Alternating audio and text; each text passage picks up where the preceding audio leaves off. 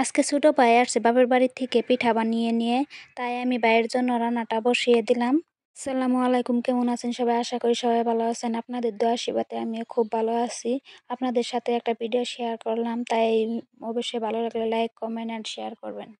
আজকে সকাল সকাল আমার বাপের বাড়ি থেকে আমার ছোট ভাই আসছে, তাই ছোট ভাইয়ের জন্য আমি আগে চাটা বসিয়ে দিলাম। চাটা খাওয়ার পরে ছোট ভাই তো আমার ছোট বাবুর নগে পুরা খেলা করতেছে, এদিকে আমি রান্না বসিয়ে দিব।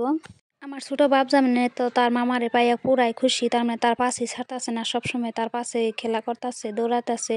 আর তার আমার মামাই যে ইয়ে তাকে চকলেট টকলেট আনিয়ে দিছে, সেটা তো তার মানে হাত থেকে ধুইতেই আছে না। আবার এদিকে সে বলতাছে যে ডালিম খাবো, তাই আমি সুন্দরভাবে এড়িয়ে নিচ্ছি যাতে খাওয়ার সময় কোনো অসুবিধা না হয়, একটা একটা করে খেতে পারে। ছোট বাচ্চা তো, তাই আমি সুন্দর করে এড়িয়ে দিচ্ছি তাকে। ওইদিকে আবার রান্না বসাতে হবে, তার জন্য আমি আগে থেকে সবকিছু কেটে নিচ্ছি। তার মানে রান্নার সময় যেন কোনো দেরি না হয়। রান্নার সময় সবসময় আগে সবকিছু রেডি করে নিলে দেখা যায় যে রান্নার কোনো দেরি হয় না।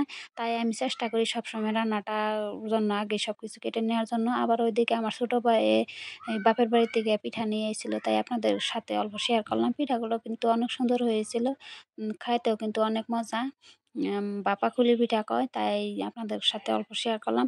আবার এদিকে রান্নার জন্য অল্প মাংস আছিল, তাই আমি আলু দিয়ে পোড়া কষিয়ে তারপর মাংসটা দিয়ে দিব। আগে রান্নার মাংস আছিল, তাই আমি আলুটা আগে পোড়া কষিয়ে নিলাম।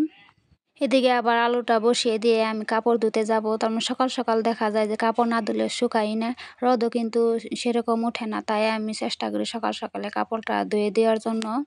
এদিকে আবার আলুটা কষানো হয়ে গেছে।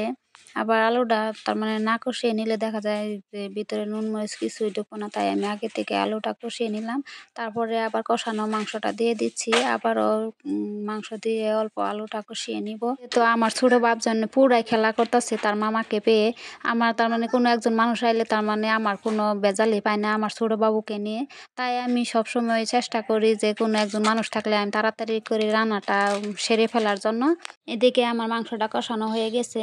আর কষানো হওয়ার পরে এখন আমি পানি দিয়ে দেবো, যতটুকু লাগে আর কি ততটুকুই দিয়ে দেব। এদিকে মাংসটা হতে থাক, আমি বাদ কি যত কাম আছে করিয়ে নিব। বাসনপত্র পুরা জমিয়ে আছে, সেগুলা মেজে আমি সব কাম রেডি করে নিব।